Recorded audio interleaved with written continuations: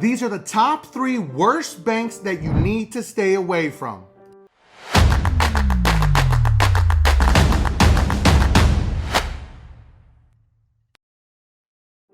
We need to stop banking with banks that are doing nothing for us. Well, except for trying to steal your money, according to this list. So on today's episode, we're gonna cover the top 3 worst banks and why they made that list, and a huge announcement that nobody is talking about. Welcome back to the channel. I'm Mike the Credit Guy. I'm the owner and founder of Limitless Culture. We created the most advanced DIY credit management system in the industry. Our system allows you to take control of your credit, creating custom Metro 2 attack letters every single round, never using templates, for only $55.99 a month. Link is always going to be in the description. Now let's get into this video.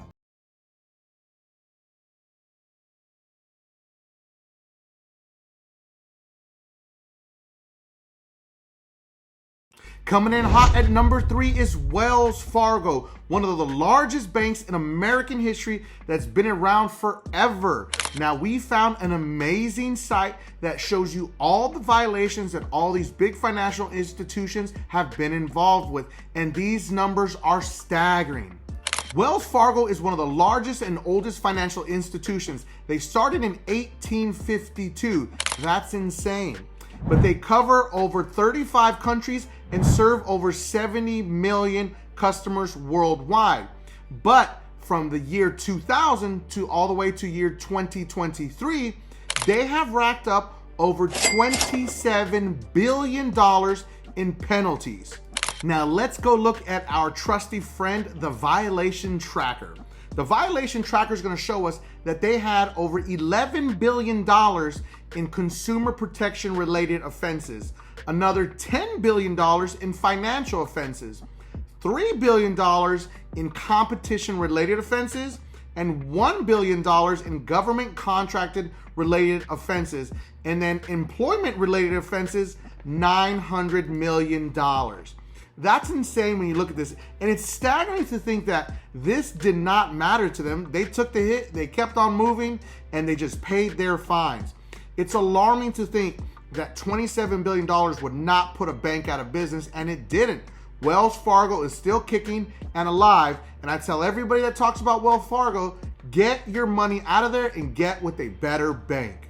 One of the largest cases that we saw against Wells Fargo, they were fined $185 million for fake accounts, and 5,300 employees were fired. Now, the crazy part about this story is these employees were making up these fake accounts because they were being pushed to hit their quotas for credit cards and other products when these clients didn't even need these things.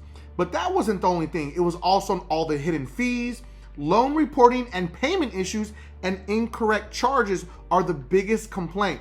Now, there's stories and allegations that people that had mortgages with Wells Fargo, they were not reporting the actual mortgage payments, and then Wells Fargo was foreclosing on these people's homes, even though they had proof that they'd been paying the entire time. And this is why Wells Fargo makes number 3.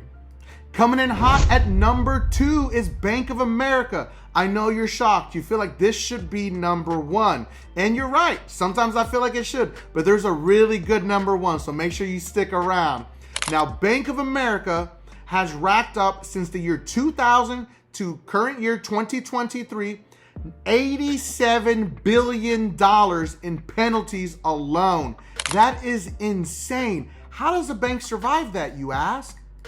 Bank of America has been around since 1904, but according to their millions of customers, it's a terrible place to park your money. That's the funniest thing I read all day.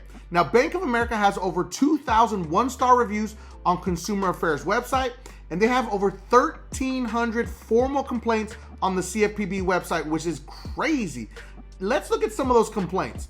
So some of the biggest complaints are 5,200 complaints with their checking and savings account, 3,400 complaints about their credit cards or prepaid cards, 1,800 about their credit reporting or credit repair, 1,000 complaints about money transfers or virtual currency, and 777 complaints about their mortgages.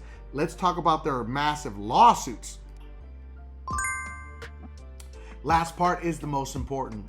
This was one of the largest cases in American history where the CFPB went after Bank of America for $250 million. That's insane. So the CFPB takes action against Bank of America for illegally charging junk fees, withholding credit card rewards, and opening fake accounts. What's the deal with banks opening fake accounts? Like, this is the only way that they can feel they can make money?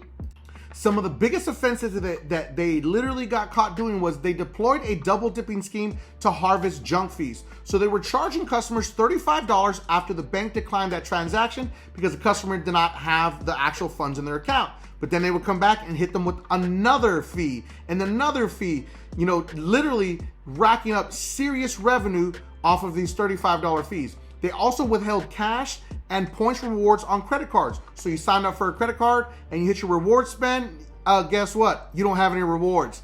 They just didn't give them to them. So that was a big thing. Now the other one was misuse customers' information to open up unauthorized accounts. They literally were opening up credit cards in people's names that they did not actually authorize. They were running people's credit without their permission and opening up all these fake credit card accounts.